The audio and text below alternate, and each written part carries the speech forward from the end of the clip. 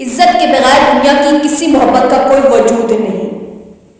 زندگی کا فلسفہ ہر ایک کے نزدیک مختلف ہے۔ جو جیسے حالات سے گزرا ہے زندگی اس کے نزدیک وہی ہے۔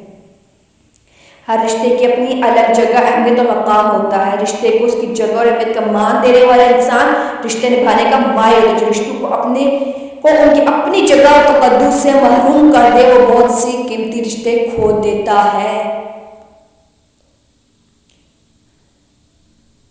اپنے گناہوں اور ان کے انجام کا ادراک ہو جانا کسی نعمت سے کم نہیں۔